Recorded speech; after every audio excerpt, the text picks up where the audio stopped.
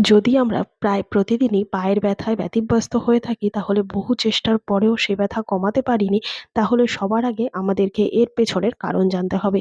পায়ের ব্যথা যেকোনো সময় যেকোনো কারণেই হতে পারে। ক্লান্তি, দুর্বলতা, খুব বেশি শারীরিক পরিশ্রম বা কোনো রোগের কারণে পা ব্যথা হতে পারে।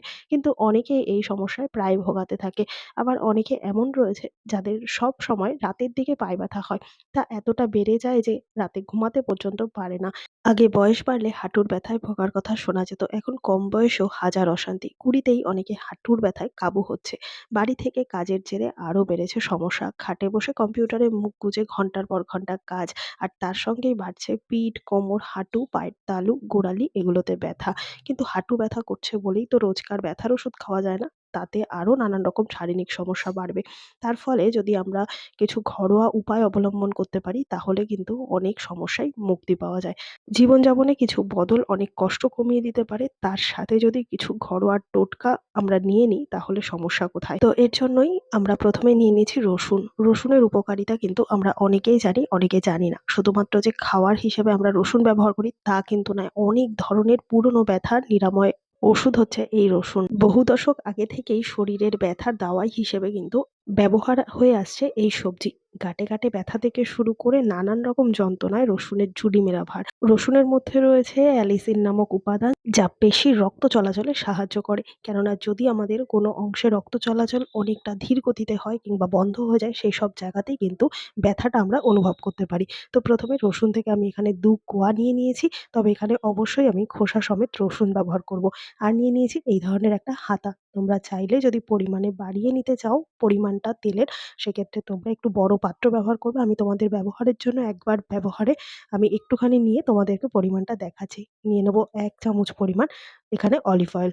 এখানে তোমরা নারকেল তেল কিংবা সর্ষের তেলও ব্যবহার করতে পারো। আর দিয়ে দেবো ২ কোয়া খোসা সমেত রসুন। আর এই তেলের মধ্যে রয়েছে ওমেগা 3। আর এই তেল যদি আমরা নানান রকম ব্যথায় মালিশ করতে পারি, সেক্ষেত্রে কিন্তু অনেক দিনের পুরনো ব্যথাও আমাদের আস্তে আস্তে কমতে শুরু করবে। নিয়ে নিয়েছি খুব সামান্য পরিমাণে একটুখানি কর্পূর। এখানে কর্পূরটা আমি গুঁড়ো করে ব্যবহার করছি। খুব বেশি কর্পূর নেওয়ার দরকার নেই। এরপর আমি গ্যাসের আঁচটা একদম কমিয়ে রেখে এই তেলটাকে হালকা গরম করে নেব। খুব বেশি তেলটাকে গরম করলে কিন্তু কর্পূরটা উবে যাবে আর তেলটাও জ্বলে যাবে। তাই হালকা আঁচে কয়েক সেকেন্ডের জন্য এইভাবে যদি তেলটাকে গরম করে তারপর আমরা মাসাজ করতে পারি, সেক্ষেত্রে অনেক তাড়াতাড়ি বেশি রিলিফ পাওয়া যাবে। তো দেখতে পাচ্ছ কয়েক সেকেন্ড কিন্তু এইভাবে আমি তেলটাকে গরম করে নিয়েছি। কোনোভাবেই কিন্তু তেলটাকে ফুটতে দেওয়া যাবে না। এই মতো অবস্থায় গ্যাসটাকে বন্ধ করে দেব। এরপর কি করব, আমি নিয়ে নিয়েছি একটা চামচ। চামচের সাহায্যে ১ম এ আমি পায়ের তলার মাসাজটা তোমাদেরকে দেখাচ্ছি। পায়ের তলাটা ভালো মতো পরিষ্কার করে ধুয়ে শুকনো করে মুছে নিয়ে তারপর এই তেলটা মাসাজ করতে হবে। তোমরা হয়তো এখন অনেকেই ভাবছো যে হাঁটুর ব্যথার সমস্যায় আবার পায়ের তালুর বা পায়ের তলাটায় কি সমাধান? হ্যাঁ বন্ধুরা, আমাদের সারাদিনের যে দাঁড়িয়ে থাকার কাজকর্ম সবটাই কিন্তু আমাদের শরীরের যে ভার সেটা কিন্তু পা বহন করে। আর পায়ের সবথেকে বেশি গুরুত্বপূর্ণ অংশ হচ্ছে পায়ের পাতা বা পায়ের নিচের যে তালুটা। তো সেটাকে কিন্তু আমাদের সবার আগে ঠিকঠাক মতো যত্ন নেওয়া দরকার। এমনও অনেক টোটকায় দেখা যায় যে পায়ের তালুতে আমরা যদি আরাম দিই, তাহলে কিন্তু পায়ের হাঁটুর ব্যথা বা থাইয়ের ব্যথা বা পা সংক্রান্ত নানান রকমের পায়ের ব্যথার উপশম পাওয়া যায়। আর পায়ের ব্যথাটার জন্য যে আমরা তালুর মধ্যে তেলটা ভালো মতো চেপে চেপে ঘুরিয়ে ঘুরিয়ে হাতের আঙুল দিয়ে মাসাজ করলাম, ঠিক তার পরের মুহূর্তে কিন্তু এরকম একটা শক্ত কিছু নিয়ে নিতে হবে। এখানে আমি চামচ ব্যবহার করেছি। চামচটা দিয়ে এরকমভাবে আস্তে আস্তে পায়ের তলাটার মধ্যে স্ক্র্যাচ করার মতো এইরকমভাবে আরাম দিতে হবে। এতে কি হবে, রক্ত সঞ্চালন বাড়বে। যদি কোনো জায়গায় রক্ত সঞ্চালন কম হয়ে থাকে কোনো শিরার মধ্যে, সেক্ষেত্রে কিন্তু রক্ত সঞ্চালনের স্পিড বাড়বে। আর তাছাড়া আমাদের নার্ভগুলো কিন্তু অনেক বেশি সচল হবে। তো এই কাজটা তোমরা চামচের বদলে চাবি দিয়েও করতে পারো কিংবা এরকম ধারালো কিছু দিয়েও করতে পারো। তো এদিকে পায়ের তলটো করার পর এদিকে হাঁটুটাকেও এরকম একই রকমভাবে ওই তেলটা দিয়ে মাসাজ করব। খুব বেশি কিন্তু জোরে জোরে ডলে ডলে মাসাজ করার একেবারেই দরকার নেই। দেখতে পাচ্ছ আমি কিভাবে এটাকে মাসাজ করছি। আঙুলের সাহায্যে এরকম একবার ক্লকওয়াইজ একবার অ্যান্টি ক্লকওয়াইজ এইভাবে কিন্তু মাসাজটা করতে হবে। আর এইরকমভাবে কিন্তু শুধুমাত্র যে আঙুল দিয়েই করতে হবে তা কিন্তু নয়, হাতের তালু দিয়েও আমরা করতে পারি।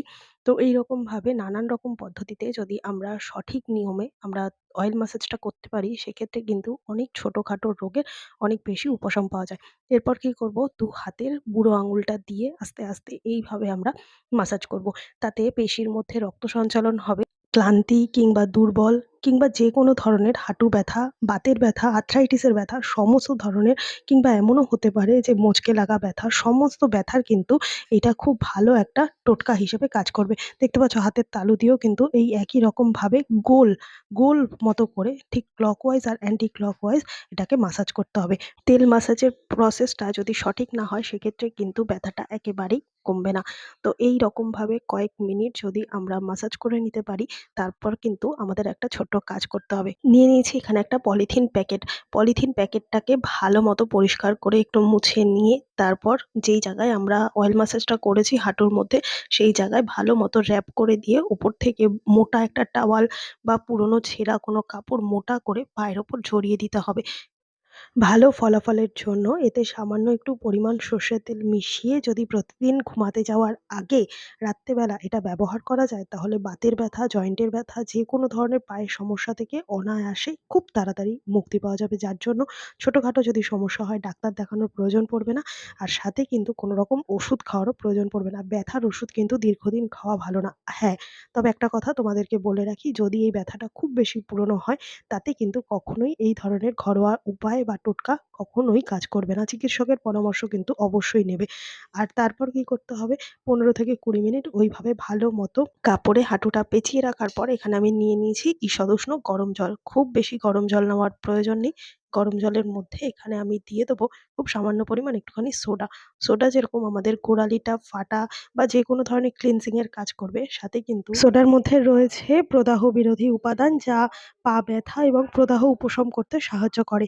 আর এর মধ্যে আমি দিয়ে দিচ্ছি রসুনের খোসা আর বেশ খানিকটা তেজপাতা। এটাকে আমি কোনো রকম তাওয়াতে গরম করে নিইনি, ডিরেক্ট নরমাল ভাবেই দিয়ে দিয়েছি যেহেতু জলটা ঈষদুষ্ণ গরম রয়েছে। এরপর এই জলের মধ্যে ১৫ থেকে ২০ মিনিটের জন্য পাটাকে ভিজিয়ে রাখতে হবে। এমনভাবেই জলের পরিমাণটা দিতে হবে যাতে গোড়ালিটা ভিজে থাকে, পায়ের ওপর পাতা অবধি কিন্তু জলটা উঠলে হবে না। পায়ের পাতাটা সম্পূর্ণ যেন ভিজে থাকে, ওপর দিকে কোনোভাবেই নখের ওপর পর্যন্ত জল উঠতে দেওয়া যাবে না। তো এইরকমভাবে যদি আমরা বেশ খানিকটা বাথ নিতে পারি, সেক্ষেত্রে কিন্তু আমাদের সারাদিনের যে ক্লান্তি, তারপর সারাদিনের যে পরিশ্রম, সাথে পায়ের নানান রকম সমস্যা বা কেটে যাওয়া, কিংবা আমাদের যে ব্লাড সার্কুলেশন ভালো করা, সমস্তটা কিন্তু এই বাথটা আমাদের অনেক বেশি কার্যকরী হবে।